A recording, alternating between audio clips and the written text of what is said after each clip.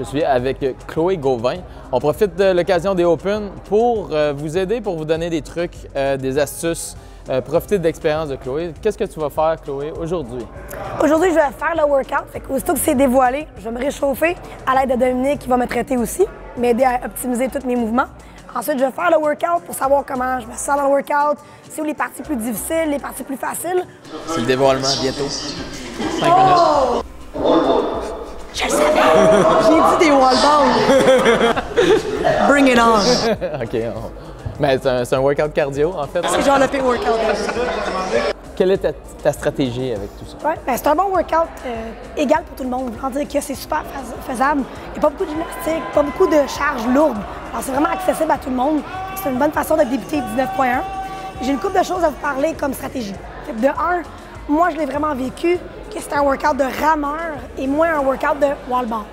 C'est sûr, si pour toi, 14 livres, 5 wall balls, c'est difficile, peut-être que ça va être les wall balls. Est-ce que t'es mieux, ta stratégie, c'était plus d'y aller un peu plus tranquillement sur rameur, puis casser tes wall balls, ou aller plus à l'autre tes wall balls, puis y aller plus agressif sur rameur? Oui, ben j'ai été vraiment unbroken sur les wall balls. Pour moi, c'était quasiment mon recovery. Je lançais le ballon, je respirais, je relaxais, je rattrapais. Je lançais, respirais, rattrapais. Sur le rameur, c'était vraiment là qu'il fallait que je pousse. J'avais le goût de ralentir, puis c'est quelque chose de facile de vouloir ralentir. C'est vraiment important de rester agressif sur ton row sans partir trop vite, bien sûr. C'est quelque chose que tu sais que tu peux maintenir, comme je disais, pendant 15 minutes. Ce que je dirais aux gens, c'est que tu peux aller un peu plus vite que tu penses. Peut-être pas au départ, mais c'est quelque chose que tu peux maintenir relativement longtemps. Si tu vois que tu as encore du jeu à 8-9 minutes, augmente la cadence. Le fight est sur le rameur plus que sur les wall balls. Numéro 2.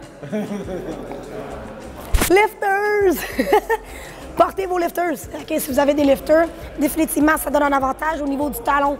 Au niveau du rameur, tu vas être capable d'aller chercher plus de tirades en avant à cause du gap de ton lifter. Si tu portes des souliers plats, c'est pas mauvais.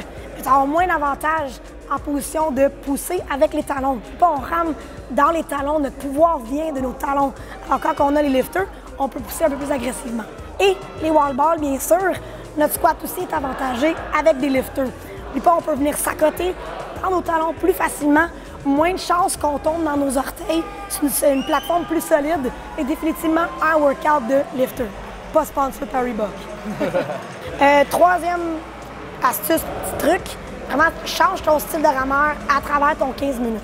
Souvent, on veut ramer de la même façon, maintenir une bonne technique. Je suis pas en train de dire de ne pas avoir une bonne technique, mais on peut ramer un peu plus dans les talons. Après ça, on peut ramer un peu plus penché en utilisant les lattes et les bras. Après ça, on veut peut-être essayer de reculer le haut du corps et tirer légèrement plus avec les bras. Ça ne veut pas dire tirer en T-Rex, mais ça veut dire de se concentrer à engager plus une chaîne que l'autre pour ne pas épuiser seulement une chaîne. Transition. Qu'est-ce qu'on va faire? C'est être rapide sans non plus se bousculer sur le rameur. On veut être rapide quand on va de rameur à wall ball. Oui, il y en a qui vont dire « Ouais, mais je veux ma transition, je veux débarquer de mon rameur, marcher, ça me donne un repos. » Devine quoi? Si ton rameur est proche, je peux débarquer du rameur, être grande, pas bouger et prendre ma respiration. Ça ne veut pas nécessairement dire de débarquer et tout de suite commencer.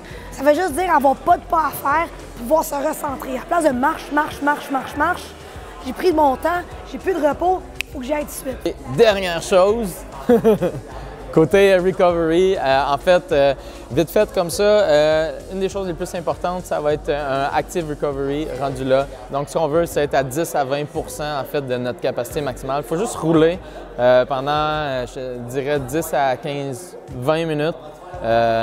Donc, ce qu'on veut, c'est éliminer en fait les déchets métaboliques, ou pas l'acide lactique, là, mais tout ce qui va essayer de drainer les substances qui vont je dirais, nuire à notre performance dans le futur.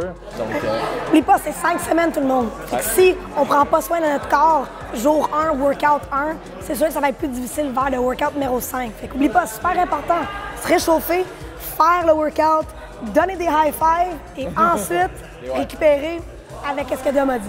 Fait que je vous souhaite de bien récupérer, avoir beaucoup de plaisir. Venez avec nous la semaine prochaine. On vous redonne des tips, des astuces et de la mobilité. Good. Boom. Oh!